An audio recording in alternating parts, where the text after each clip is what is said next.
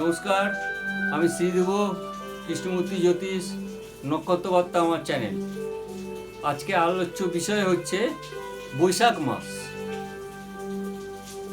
এই বৈশাখ মাসটা সবাই লেখে, আমার লেখাটা একটু অন্যরকম, নক্ষত্র নিয়ে লেখা।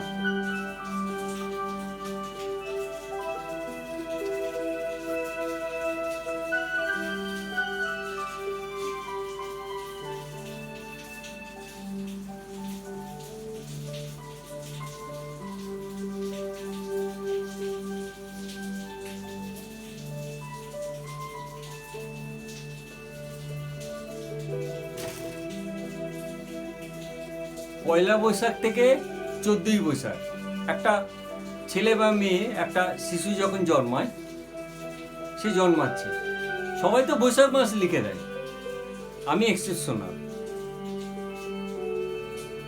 14ই এপ্রিল থেকে 27শে এপ্রিল, আপনি মাথায় রাখবেন, 14ই এপ্রিল থেকে 27শে এপ্রিল। পয়লা বৈশাখ থেকে 14ই বৈশাখ।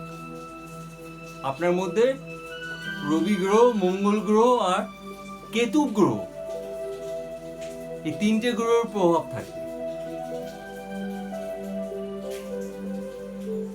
আপনার মধ্যে উদ্দীপনা প্রচুর থাকবে, আপনি চঞ্চল হবেন, কিন্তু কেতুর জন্য আপনার কেউ জানবেই না আপনি কি,